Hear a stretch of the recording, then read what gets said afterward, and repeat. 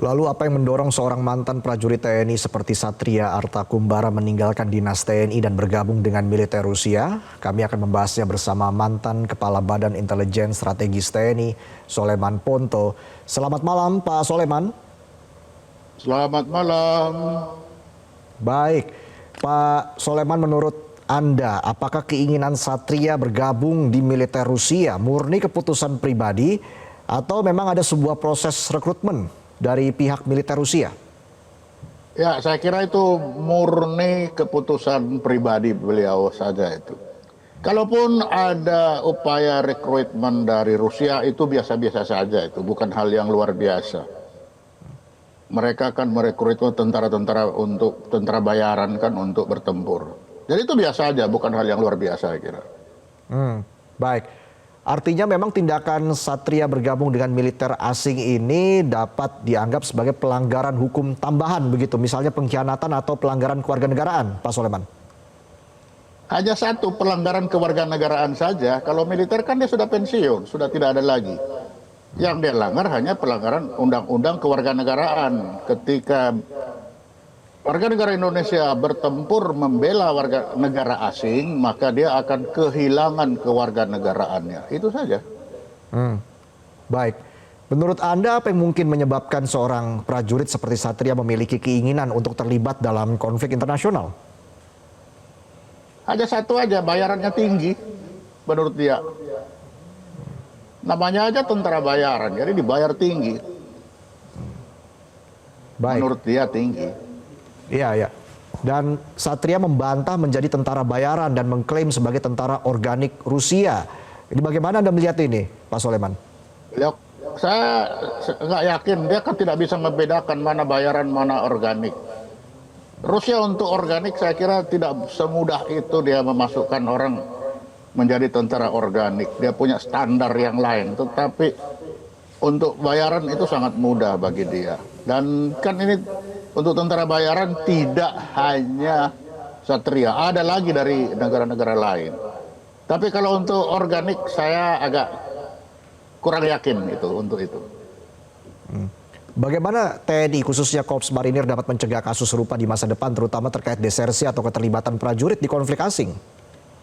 Ya nggak bisa lah, itu hak orang kok. Kan setiap keputusan itu adalah keputusan diri pribadi. Dia sudah desersi ya keputusannya sendiri. Bagi Korps Marinir kerjaannya sudah biasa, sama, bukan hanya untuk siapa ini namanya, tapi untuk anggota Marinir, untuk anggota TNI, TNI AL, semua itu sama, sudah punya standar, Santiaji segala macam. Tapi kalaupun itu dilanggar, ya itu ada risiko pribadi. Itu. Sejauh ini Anda melihat ada tidak kelemahan dalam sistem pengawasan atau pembinaan prajurit yang memungkinkan Satria melakukan desersi dan bergabung dengan militer asing tanpa sepengetahuan pihak berwenang? Nah, ada saya kira untuk TNI selama ini sudah baik, ininya tata cara pembinaannya sudah bagus ya, sudah bagus selama ini.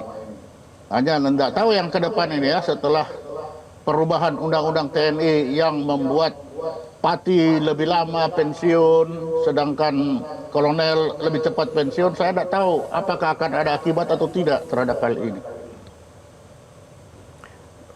Kalau menurut Pak Soleman, sebenarnya bagaimana proses rekrutmen tentara asing oleh Rusia biasanya dilakukan dan apakah ini umum begitu dalam konflik Ukraina?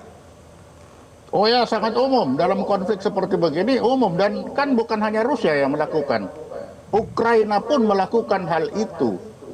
Nah, terbukti dari ada dua anggota, dua warga negara Kolombia kalau tidak salah, yang dari tentara tentara Ukraina yang tertangkap oleh Rusia. Jadi kedua belah pihak ini dua-dua menggunakan tentara bayaran. Jadi bukan hal yang luar biasa itu kira. Perbedaan antara tentara bayaran dan tentara reguler dalam konteks hukum internasional ini seperti apa dan bagaimana hal ini berlaku pada kasus Satria? Betul. Kalau tentara reguler, maka ketika tertangkap oleh musuh, maka dia dilindungi oleh undang-undang hukum perang, hukum humaniter, yaitu dia diberlakukan sebagai tawanan perang. Itu untuk prajurit organik. tetap atau prajurit reguler. Tetapi untuk para prajurit yang bayaran tidak mendapat perlindungan sebagai tawanan perang. Ini yang jadi masalah. Sehingga misalkan yang bersangkutan ini tertangkap oleh Ukraina, Ukraina akan menghukum dia seperti penjahat perang yang tidak dilindungi sebagai tawanan perang. Akibatnya Ukraina akan menelpon ke Indonesia. Bagaimana pemerintah Indonesia? Apakah Anda memang membantu Rusia memerangi kami atau bagaimana? Karena perlakuannya akan seperti itu. Itu. Baik. Dan Satria juga menyebut ingin berbagi pengalaman tentang perang modern jika kembali ke Indonesia. Ini sebenarnya apa yang dimaksud dengan perang modern dalam konteks konflik Ukraina dan bagaimana pengalaman ini relevan bagi TNI? Saya kira dia untuk kembali saja sudah susah, apalagi bila mau kembali.